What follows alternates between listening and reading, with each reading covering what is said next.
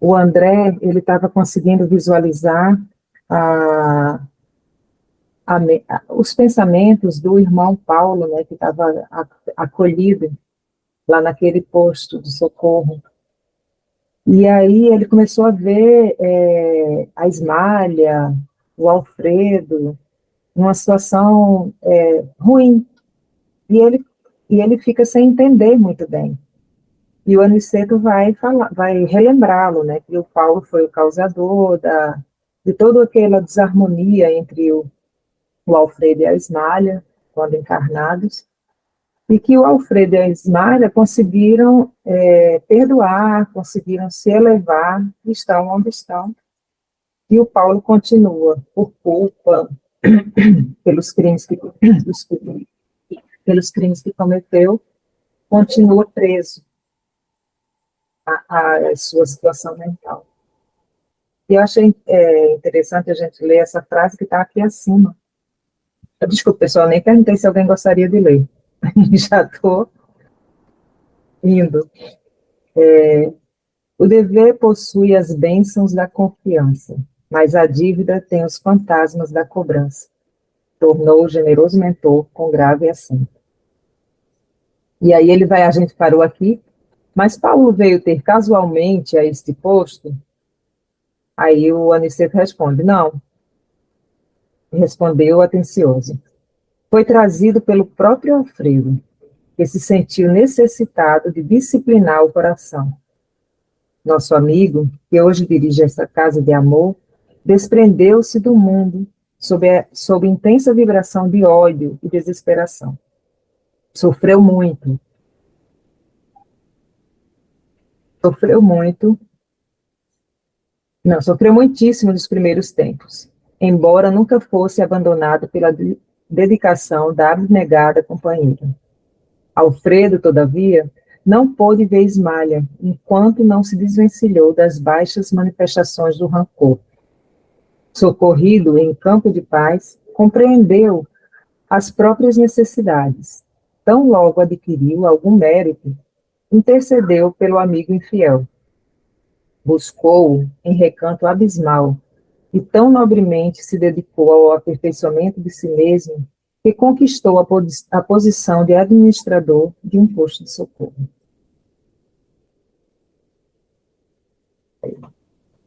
Trouxe o tutelado em sua companhia e trata-o como irmão, atualmente.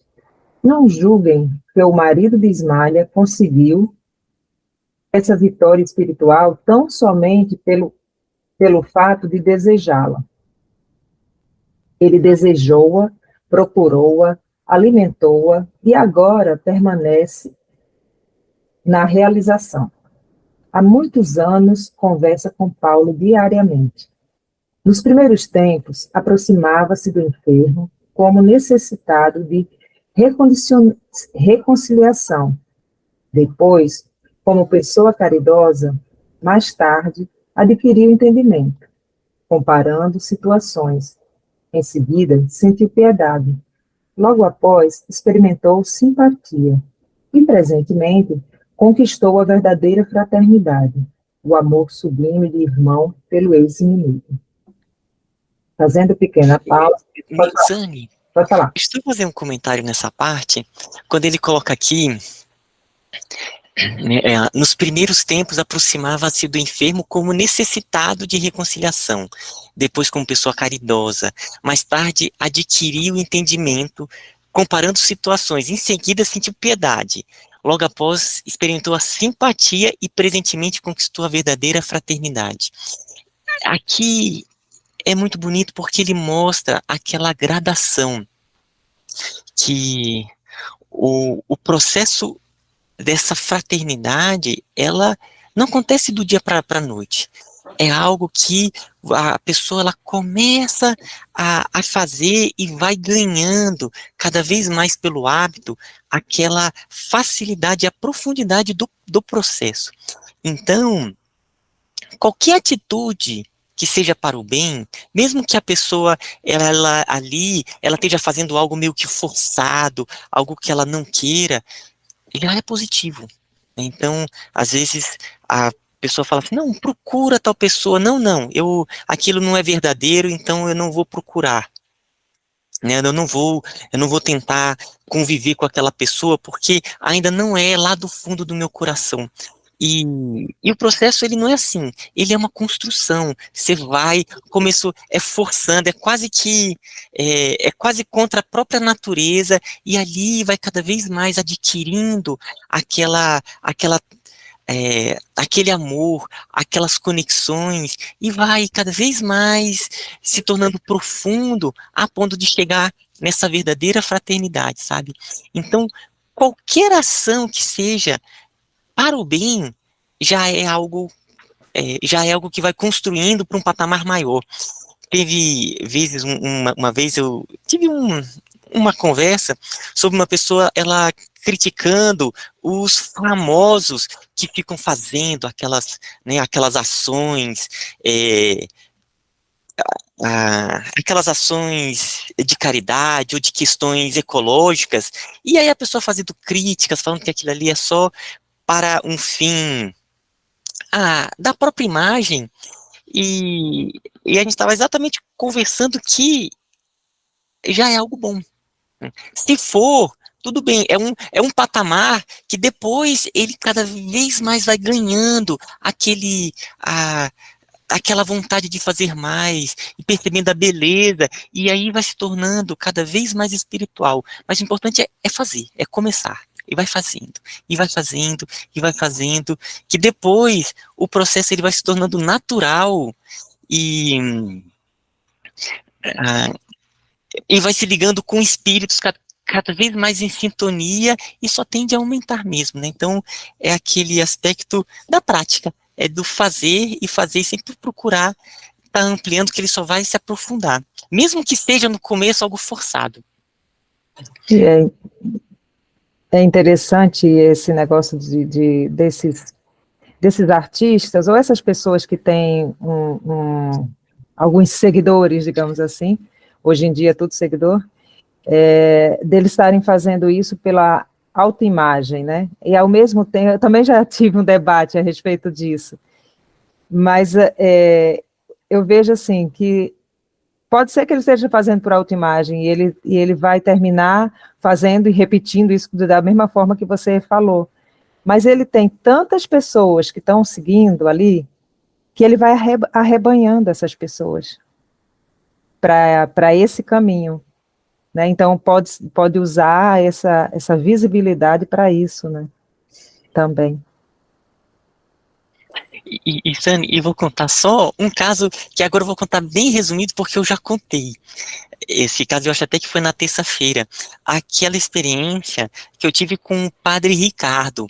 Quando na graduação eu morava numa república, que eu morava com uma pessoa, uma república, era eu e mais 7 pessoas, 8 pessoas na república, e tinha um que eu não aguentava ele. Eu sentia, assim, realmente uma... é, um, eu não gostava, eu tentava realmente me afastar o máximo possível. E aí eu conversando com o padre Ricardo, ele falou assim, não, agora você procura estar com ele, chama ele para fazer coisas, fica ali junto. Aí não, padre Ricardo, de jeito nenhum, ele me irrita profundamente. E, mas eu segui o conselho do padre Ricardo. E realmente, gente, foi uma experiência maravilhosa. Como eu agradeço ao padre Ricardo por aquele conselho, porque depois ele se tornou um grande amigo mesmo. Eu fui começando a criar laços de amizade, comecei a ver coisas muito bacanas nele.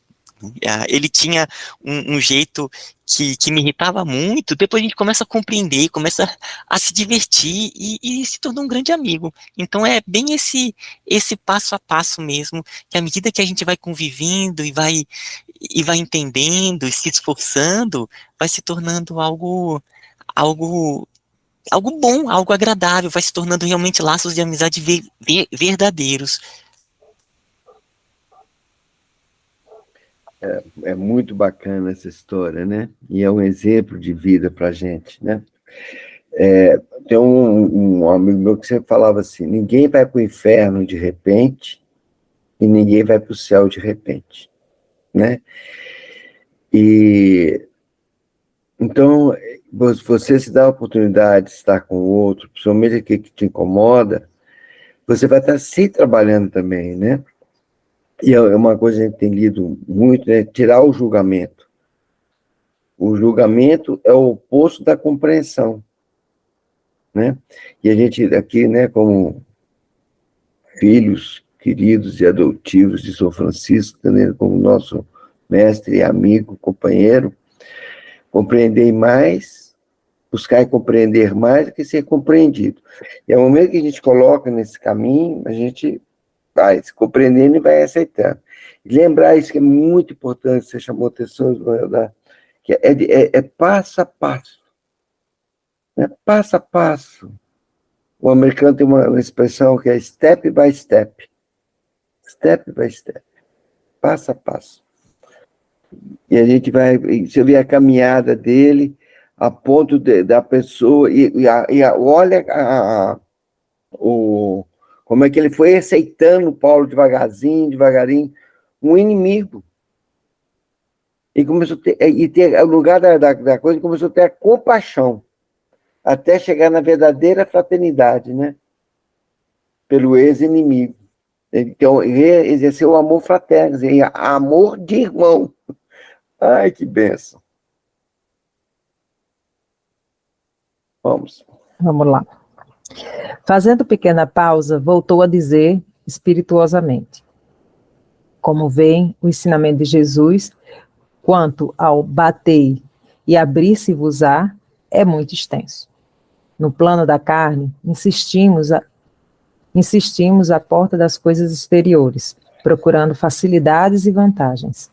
Mas aqui temos de bater à porta de nós mesmos, para encontrar a virtude e a verdadeira iluminação. Vicente, que até então se conservara calado, indagou: Paulo, todavia, permanecerá aqui indefinidamente? Nosso instrutor fez um gesto significativo e concluiu: voltará breve à terra. Ismália tem feito a seu favor inúmeras intercessões e não deseja que ele, ao retomar a razão plena, se sinta humilhado com o benefício das próprias vítimas. Uma das irmãs, por ele caluniada no mundo, já voltou ao ciclo carnal, e a abnegada esposa de Alfredo pediu-lhe que recebesse Paulo como filho, tão logo seja oportuno.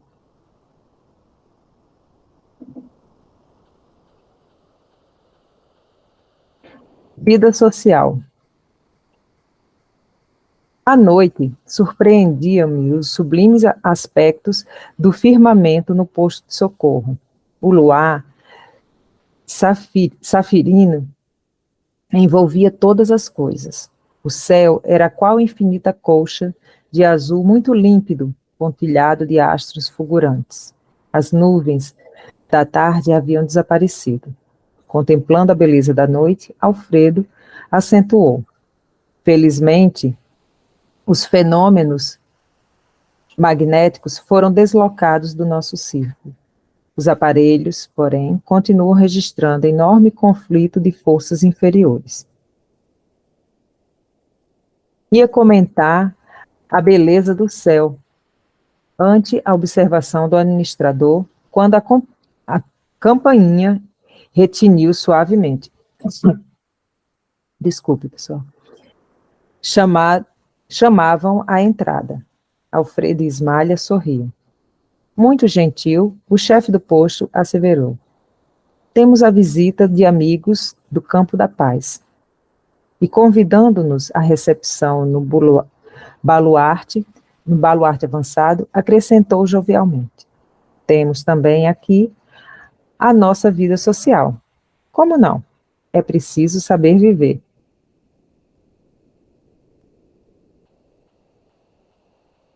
Encantado com essa nota alegre, acompanhei os donos da casa, verificando com indizível surpresa que tínhamos sob os olhos um belo carro tirado por 2 soberbos cavalos brancos. Tratava-se de veículo confortável e interessante, quase idêntico aos velhos carros de serviço público do tempo do Luís XV, que eu vira mais de uma vez em publicações antigas.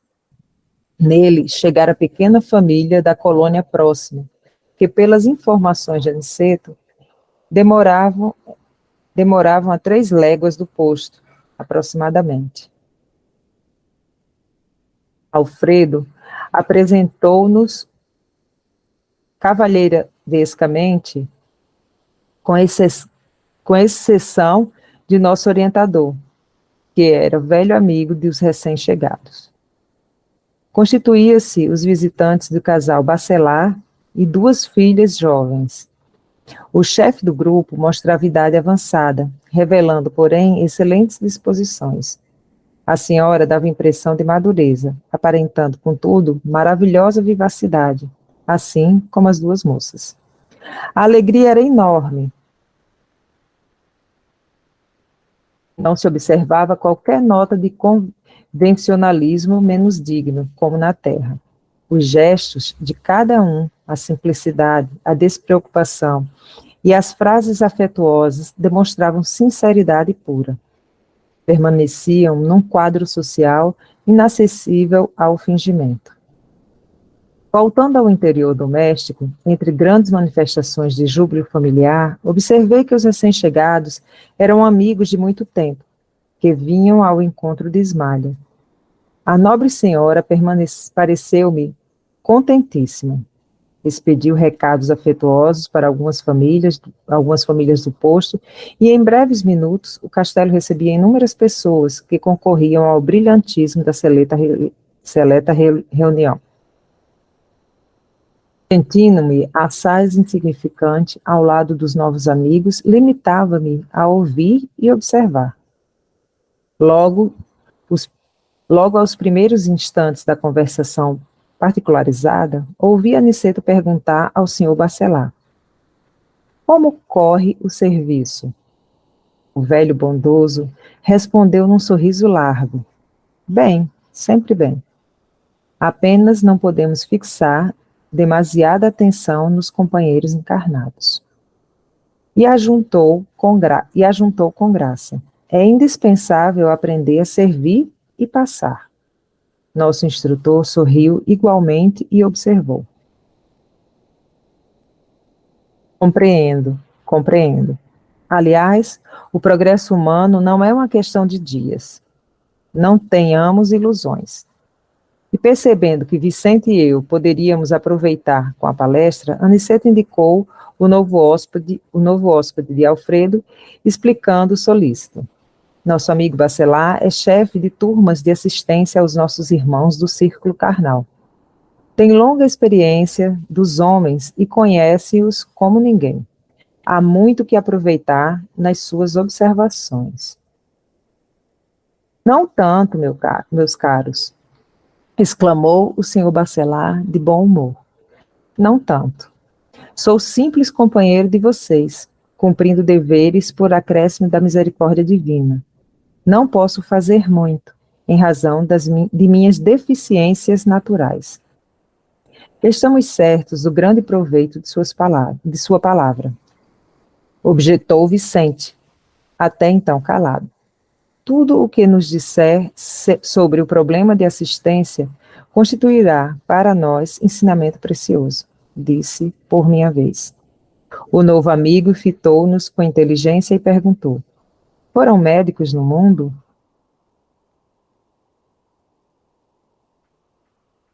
Sim, respondemos a um só tempo.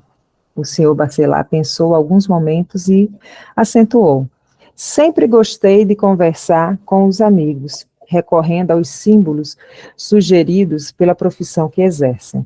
Mas, no tocante às minhas atividades, não teria muito que dizer a médicos militantes. Pelo contrário, aduzi, seus esclarecimentos enriquecerão nossas experiências. O interlocutor sorriu otimista e declarou: não creia, recorde os seus doentes comuns, muitos raramente lembram a medicina preventiva. De modo quase invariável, esperam a positivação das moléstias para buscarem o recurso precioso. Necessitam de anestésicos para o socorro do bisturi. Fogem ao regime tão logo surge a primeira melhora. Confundem o método de tratamento apenas se registre o primeiro sinal de cura. Detestam a dor que restabelece o equilíbrio. Descontentam-se com a indicação de purgativos. Preferem a medicação de sabor agradável. E, sobretudo, quase sempre querem saber muito mais que os médicos. Esta síntese, aplicável aos corpos doentes, representa, em nosso campo de serviço, o resumo do programa de assistência aos espíritos enfermos, encarnados na Terra. E com agravante de vulto, porque, em nosso setor, não podemos manipular a alma, à maneira do cirurgião que opera as amígdalas. Somos forçados à preparação do campo mental conveniente, a proceder à semeadura de pensamentos novos, velar pela germinação, ajudar os rebentos minúsculos e aguardar a obra do tempo. Nossa luta não é simples, porque se o clínico do mundo encontra sempre familiares amorosos, dispostos a cooperar com ele em benefício do doente, o que encontramos, por nossa vez, são enormes legiões de elementos adversos à nossa atividade restauradora e curativa. Em geral, o médico do mundo presta socorro a quem deseja recebê-lo, pelo menos nas ocasiões de graves perigos. Nós, porém, meus amigos, muitas vezes temos que prestar assistência aos que não a desejam, por viverem sob véus de profunda ignorância. Tem razão, murmurei, ouvindo comparações tão lógicas. Entretanto, vale por conforto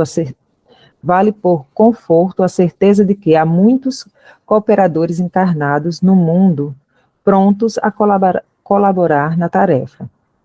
O senhor Bacelar teve uma expressão fisionômica muito significativa e revelou: nem sempre.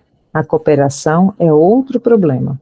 A maioria dos irmãos que se propõem ao serviço partem daqui prometendo, mas gostam de viver descansados no planeta. Poucos fogem ao estalão comum.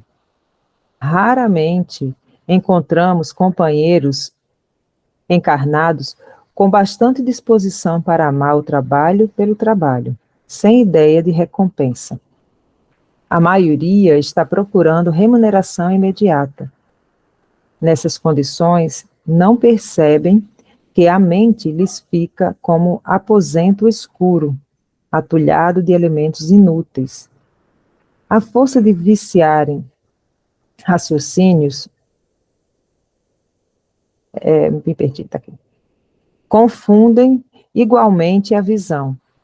Enxergam tormentas onde há paisagens celestes, montanhas de pedra, enxergam tormentas onde há paisagens celestes, montanhas de pedra, onde o caminho é gloriosa elevação.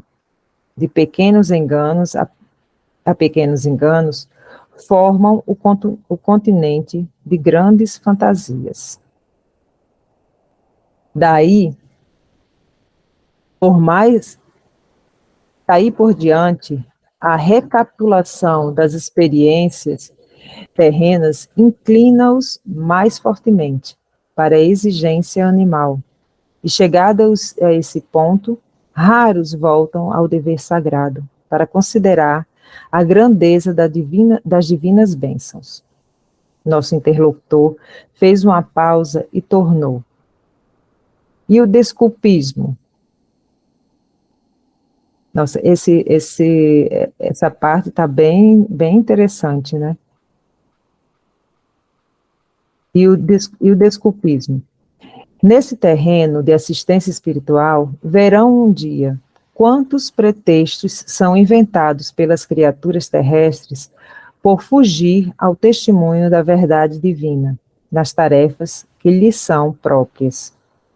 Os mordomos da responsabilidade alegam excesso de deveres. Os servidores da obediência afirmam ausência de ensejo. Os que guardam possibilidades financeiras montam guarda ao patrimônio amoedado. Os que recebem a bênção da pobreza de recursos monetários aconselham-se com a revolta. Os moços declaram-se muito jovens para cultivar as realidades sublimes. Os mais idosos afirmam-se inúteis para servi-las.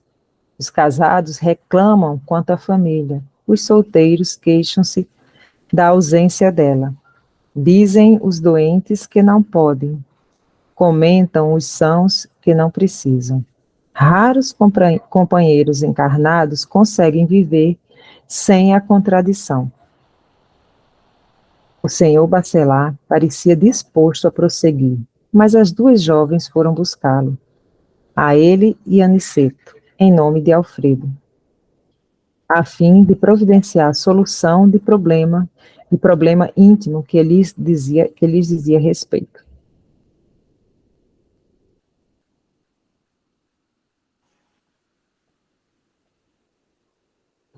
Vai começar um novo capítulo. Eu acho que a gente pode até fazer uma breve pausa, né, e comentar a respeito disso que a gente já vem falando há algum tempo, né, de que a gente tem todo um mapa, todo um acordo lá em cima, e quando chega aqui, as pequenas coisas vão nos distraindo. E eu lembrei de imediato, quando a gente estava lendo esses parágrafos anteriores, do que o Rômulo estava falando a respeito da Escola Maria Teixeira, né? Então, assim, a pessoa pode se predispor a ajudar de alguma forma. Não estou dizendo de forma financeira, não. Às vezes a gente acha que é só financeiramente que pode ajudar, mas a gente pode pôr a mão na massa também, algumas vezes.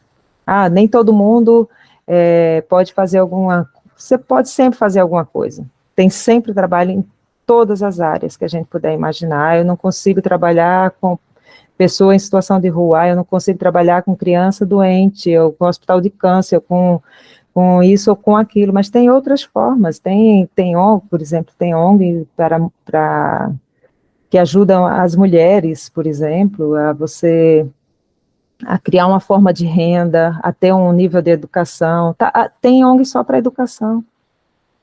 Então, assim, tem você fazer alguma coisa que não precisa estar ligada a nada, né? Aqui, por exemplo, aqui perto da minha casa, tem uma praça, que é na mesma praça onde a gente serve a sopa. Nessa praça, mais no início dela, tem um recanto que tem um quadro, uma lousa, na parede, e que você pode colocar os horários que você pode ajudar alguém com a matéria que você saiba mais, que você tenha mais afinidade. Você pode ser física, pode ser biologia, e você diz a série que você quer ajudar a pessoa daquela, e tem sempre gente ali. Tem mesinha de xadrez para ensinar. Então, assim, o que fazer tem.